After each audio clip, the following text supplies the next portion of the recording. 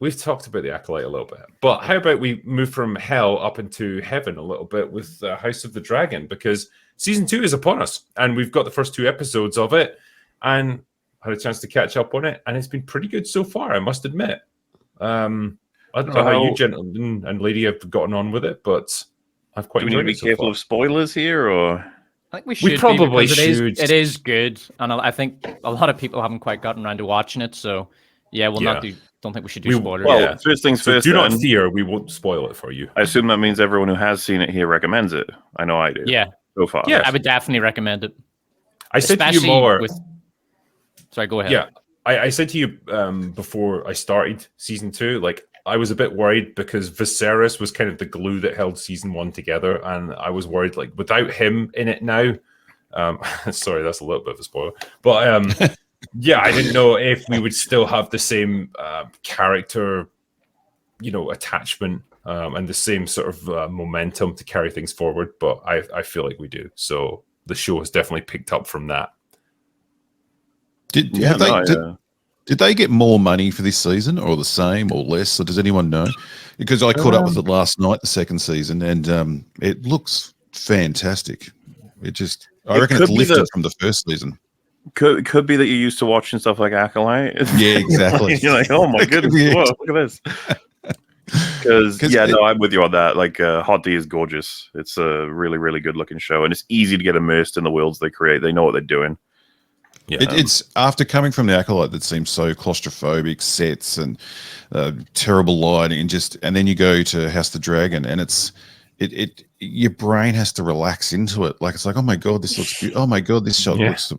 Again, I don't want to go into spoilers, but it's hard to talk about without going into spoilers. But in episode 2, there's like a procession, and it just was shot so beautifully, and it's like, oh my god, there are people around with talent still. Like, they can actually make things that look fantastic, and it's like you can see the money spent everywhere you look in that show, and then you go to the Acolyte and you're like, where the fuck is the money? It's like the either end of the scale.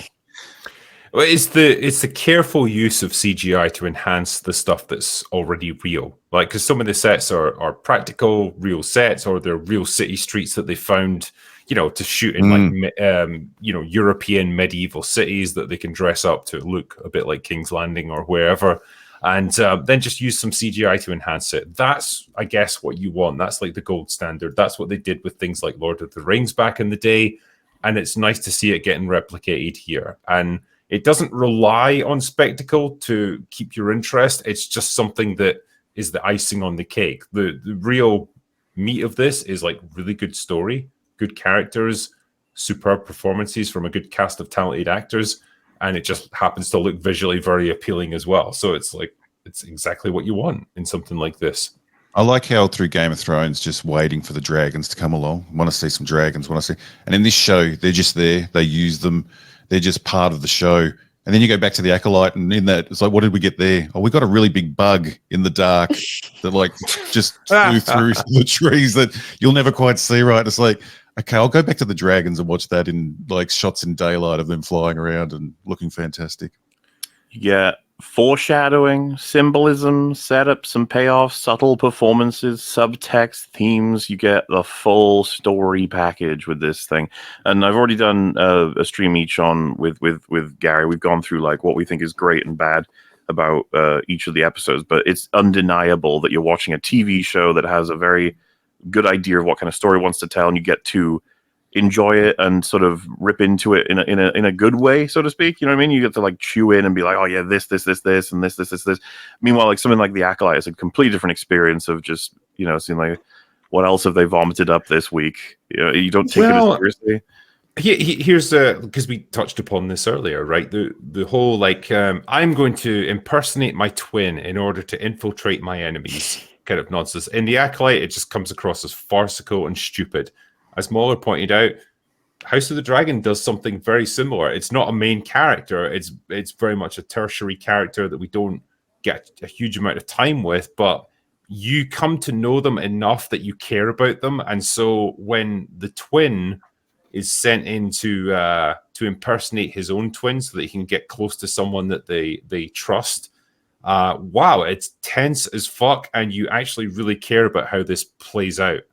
and I don't want to spoil it, but it was pretty emotionally affecting. I think they did a really good job with this of making you feel the impact on those two characters when they're the tension was wonderful, and they didn't do any cheap confusion. Like there was the right amount of confusion.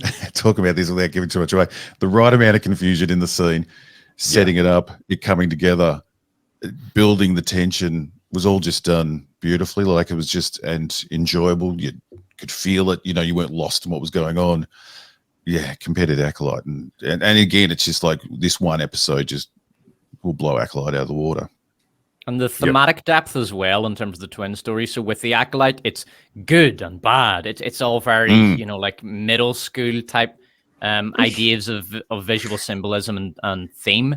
Whereas in House of Dragon, one of the reasons we have this twin story is because it's trying to get the point across. This is a war that is going to divide the realm straight down family lines. This is going to be a very bitter, divisive, sad, tragic war that's going to pit family against family, and we see that in the royal family, and we see it. They wanted to show it's not just this. Doesn't just affect the royals; it affects normal people as well. So you get that with the twins. It's this family divide. This fraternal civil war, which is a horrible, tragic kind of war. All war is tragic, but that's particularly sad when it's family against family, brother against brother. Whereas you look at the Acolyte and it's just good and evil. The Jedi, and this is literally a line from the Acolyte. The Jedi are good. The Jedi are bad. Oh my fucking god. On that point, right? The two twins make clear in season 1 the primary difference between them. Right, one of them takes the honor of their position so seriously they'll tolerate almost anything from the royal family. Meanwhile, the other one's like, no, this breaches the fundamental principles I have in relation to like defending the people. Yeah, so one of them is like obeying the letter of the oath, and the other one's obeying the spirit of it. And so the splinter is really, really interesting. Meanwhile, in the Acolyte, once we find out what the information May has, the other side of the flashback, whatever the fuck, the rest of the season is going to be crippled by that information because it'll mean she should have told her at every opportunity she's had, but she just doesn't. Because what we're going to find out that the lesbian space witches something happened to them that was untoward from the Jedi, and the only thing I've got from just TV spots and stuff is the one time we'll actually see Kel Naka, the Wookiee, do anything is he's going to be attacking Master Torbin in that flashback at some point. No idea why, but that's going to be something that happens. So obviously one of the Jedi's, my expectation is mind control. They've kind of set that up. And they foreshadowed it a little bit in some of the flashbacks with the eyes going black. I assume that's what that is. So someone's going to fuck with something. It's going to happen. And May knows about it, but she's not telling Osha anything. And she's like, incredulous as to why she would just not understand her position fully. Meanwhile, with the twins, they both recognize both of each other's positions and that there's nothing much to be said anymore. They're split. It's a immovable object, unstoppable force sort of situation. So, yeah, handled way better thematically and with character than the Acolyte. That's just kind of fucking around. I think, and like you're sort of saying, Mauler, any criticisms about might be about a choice. Like, I think they could pick up the pace a little bit in House of the Dragon. We're not just completely laughing at the choices or completely laughing at the dialogue. Yeah. Like, any complaints you've got are just about a choice they've made. They still know what they're doing. They still know how to write a story and shoot a story, a show. The theme I got, I guess, from the first 2 episodes was the unintended consequences of character choices, where it's like we're going to seek revenge against this specific person for a crime that they've committed. We're going to send someone to do it, but it's going to get completely fucked up and they're going to kill the wrong person. And that's just going to make our situation wildly worse and just escalate a war that's already brewing.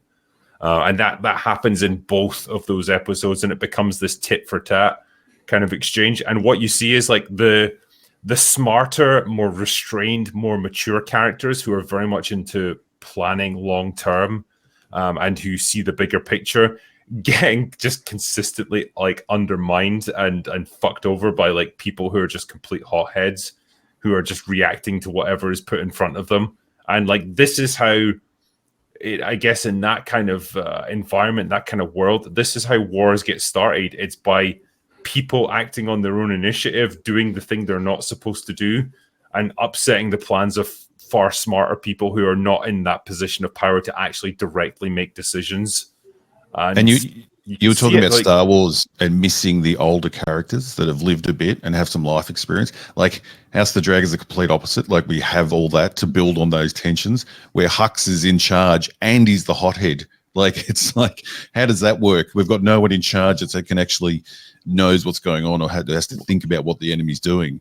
And then, I just, with House of the Dragon, I just appreciate having interesting characters. And even the ones who are making bad decisions, who are young and inexperienced, you can understand why they're doing the things they're doing, because they haven't had the experiences, they haven't had the time, the maturity to learn a bit of restraint and learn how to be rulers. They've been thrust into roles they're not ready for. And they're perhaps doing the best they can under the circumstances, and you get a bit of humanity to them as well. It doesn't make their decisions right or anything. It just means you understand why they're doing the things that they're doing. In episode 2, where the hand, again, not giving too much away, is going off at Prince Argon. And yes, just that whole scene is just explaining exactly what's going on, how important this is, and how they're fucking up on both sides. And just the enjoyment of watching an actor act that's really good at it. It's so much fun. I think we're okay for spoilers by saying this, but when he says, so Kristen Cole has acted, that just has that shot of Reese Fazbear just slowly turns and looks at him. Yeah. And what has he done? He's just a broken man by the end of that scene. Like, because he's lost everything. All his plans are in ruins. He's been stripped of authority and position and stuff. Like, this is a guy who's lost everything, basically. And he takes it with such dignity, I suppose, at the time. Because again, like, there's no, like, if this was Star Wars, if this was Disney writing this, he would break down in tears and like fucking flounce out of the room like a fucking teenager. But they don't, because it's like he's a middle-aged man who conducts himself with a little bit more dignity than that. But you can still see how much this means to him, and he knows his plans are fucked. I appreciate a good, solid performance from a mature actor with a well-written script behind it. It's and nice just having that third character too, when he says, something about watch how you talk to the king, and he's my grandson, it screams back. Just that dynamic in the room, and so much fun to watch, especially again after watching the Acolyte. And Aegon, Aegon makes a very bad decision in that scene. But it's set up. It's not just like in the Acolyte where characters make bad decisions. You're like, what the fuck was that? Aegon, you see him, drinking with the boys, and he's obviously very emotional. And he something happens that makes him very upset, and he's in a terrible space mentally when he makes that decision.